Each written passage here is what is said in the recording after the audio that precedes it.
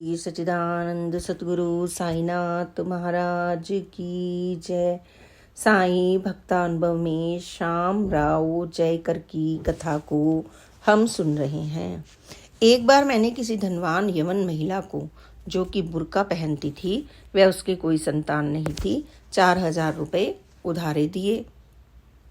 मुझे उन रुपयों की सख्त जरूरत थी, क्योंकि मुझे अपने 8 पुत्रों वाले बड़े परिवार का पालन पोषण करना था। लेकिन उस महिला ने मुझे वे रुपए वापस नहीं किए। मैं इस आशा के साथ बाबा के पास गया कि बाबा मुझसे सहानुभूति जताएंगे, वे रुपए वापस मिलने का कोई तरीका बताएंगे। लेकिन उस समय बाबा ने मुझसे कहा, आपल्या ते हरामाचे नको, अर्थात हमें ऐसे भाग्यहीन धन से क्या लेना देना। मुझे मेरा धन वापस नहीं मिला। 3-4 वर्षों के बाद मुझे पता चला कि उस महिला ने अपनी संपूर्ण संपत्ति खो दी है। जब मैं साईं बाबा की शरण में आया हूँ, चाहे मैं कहीं भी रहूँ, उनका एक चित्र सदा अपने पास रखता हूँ। बाबा मेरी व मेरे परिवार की विलक्षण तरीकों से रक्षा करते हैं। मैं कुछ घटनाओं का यहाँ वर्णन कर रहा हूँ। सन 1916 में हम मुंबई का एक हिस्सा में गजानन राव के घर पर रहते थे। एक बार रात के 2 बजे चोरों ने इस घर के अंदर घुसने की कोशिश की थी। उन्होंने एक कमरे की खिड़की में लगी 1-2 लोहे की सलाखों को बाहर निकाल लिया था। उसी कमरे में बाबा का एक चित्र लगा हुआ था। घर में घुसने का मतलब था कि वे घर की सभी चीज़ों को चुरा कर ले जाते। लेकिन एक नाई घर के दूसरे हिस्से के बरामदे में सो रहा था। वह आमतौर पर सुबह 4 बजे शौच के लिए घर का चक्कर काटकर बाहर जाता था। लेकिन आश्चर्य की बात है कि इस अवसर पर बिना किसी कारण के इस आदमी की नींद रात को 2 बजे ही खुल गई और उसने शौच जाने के लिए घर का पूरा चक्कर काटा। उसे देखकर लोगों ने भागना शुरू कर दिया। उन्हें देखकर नाई ने चोर चोर चिल्लाना आरंभ कर दिया। इस शोर को सुनकर घर के सभी सदस्य जाग गए। हम सब ने देखा, हमने बिल्कुल सही समय पर जागकर चोरों को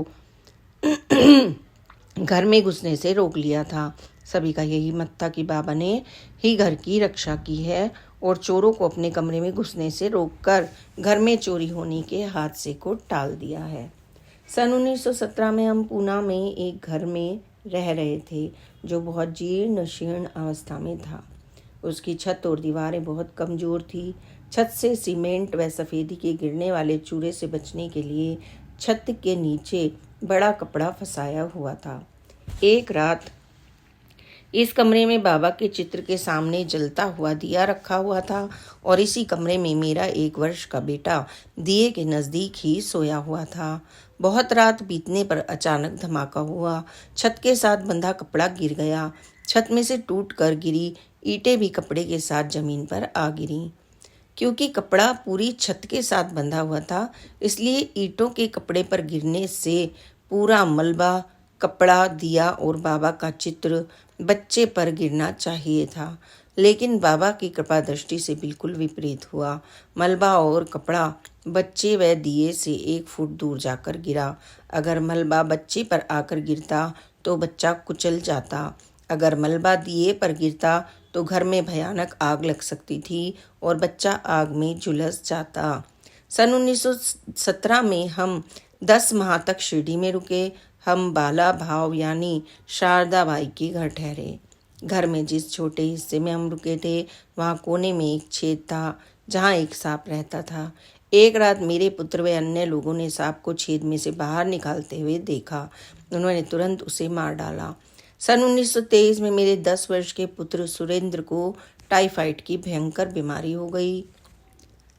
बीमारी के दौरान वह एक दिन अचानक ही चिल्लाने लगा कि उसके पेट में से गैस ऊपर की ओर उठकर उसके हृदय और डायफ्रेम आदि पर दबाव डाल रही थी।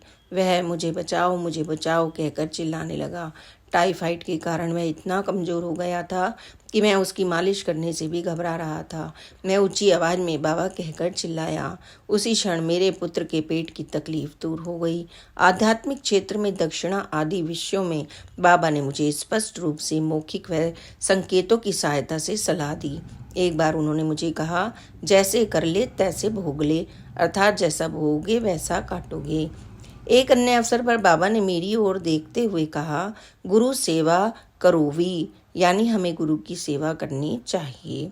लेकिन उन्होंने मुझे कोई मंत्रोपदेश नहीं दिया था। अपने जीवन के 20वें वर्ष में मैं एक गुरु से उसे पहले ही प्राप्त कर चुका था और उनके द्वारा कहे अनुसार 12 वर्ष से अधिक समय तक उसका जप भी कर चुका था। बाबा के उपदेश मुख्यतः सदाचार और व्यवहार से संबंधित होते थे। एक बार उन्होंने भक्तों के एक समूह को संबोधित करते हुए कहा था, आपला आपण होऊन पहा ग्याला त्याला विचारणा यात काय अर्थ आहे, यानी हमें चीज़ों को केवल अपने लिए ही देखना चाहिए। इस या उस व्यक्ति के विचारों या अनुभव के विषय में जानकारी लेने से भला क्या अच्छाई है। जिस समय बाबा ने यह कहा था, उस समय हम लोगों से एक व्यक्ति बाबा के विषय में पूछताछ कर रहा था और जानना चाहता था कि क्या साईं बाबा एक सिद्ध पुरुष हैं, क्या वे अवतार हैं आदि। बाबा इस प्रकार की पूछताछ को अधिक महत्व नहीं देते थे। जब पूछताछ करने वाले के पास बाबा से सीधे संपर्क में आकर अपने हर प्रश्न का उत्तर स्पष्ट पाने का सुअवसर है, तब फिर उससे स्वयं ही निर्णय कर अपने आप को संतुष्ट कर लेना चाहिए। व्यर्थ ही दूसरों के विचारों और अनुभवों को एकत्र नहीं करना चाहिए। यहाँ तक कि एक बार बाबा ने हरि सीताराम दीक्षित, जो बाबा के बहुत आज्ञाकारी व अनन्य भक्त थे, के लिए भी फफ्ती कसी थी। एक बार जब दीक्षित के पास रुपए नहीं थे तो बाबा ने उन्हें अपने पास बुलाकर 30 रुपए दक्षिणा में मांगे। रुपए न मिलने पर बाबा ने उन्हें बाबा साहेब जोग से रुपए लाकर देने के लिए भेजा। इससे पहले कि दीक्षित मस्जिद परिसर को छोड़कर बाहर जाते, बाबा ने उनकी ओर संकेत करते हुए कहा, ये अस्थिर है, क्योंकि उस समय तक भी दीक्षित अपनी पूछताछ करने की पुरानी आदत नहीं छोड़ पाए थे। बाबा के सानिध्य में रहने के बाद वे अपनी हर शंका का समाधान स्वयं बाबा से प्राप्त कर सकते थे। निश्चित रूप से यह घटना बाबा के समाधिस्थ होने से पहले की थी, लेकिन बाद में उनमें बदलाव आ गया था। बाबा ने मुझे अपने अंतर्ज्ञान दिखाकर उनके प्रति मेरी आस्था को दृढ़ किया था। एक बार मैं उनके पास बैठा था और मेरी जेब में केवल 3 रुपए ही थे। ये तो इन रुपए मैंने घर के खर्च के लिए रखे हुए थे। उस समय बाबा के पास काका दीक्षित, नाना साहब निमोड़कर भी बैठे हुए थे। तब बाबा ने मुझसे पूछा, मला 4 दवे।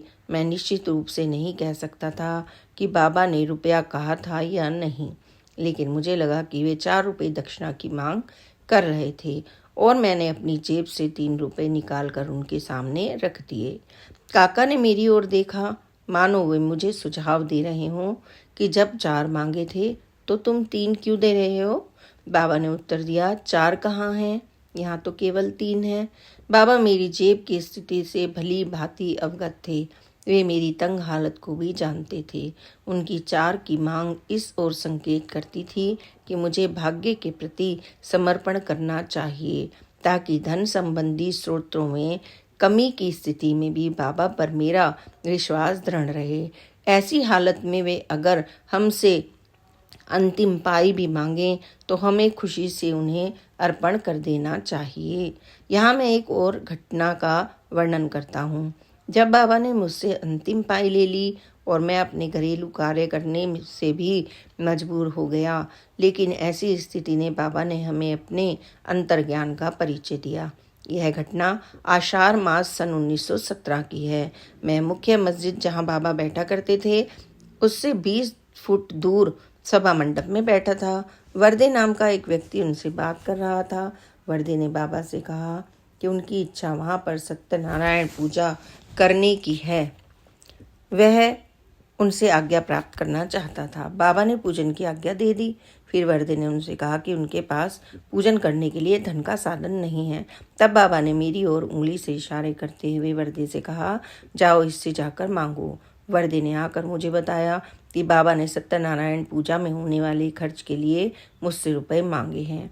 ताकि वहाँ पूजन संपन्न हो सके। मैं वर्दे को केवल साईं बाबा के एक भक्त के रूप में जानता था।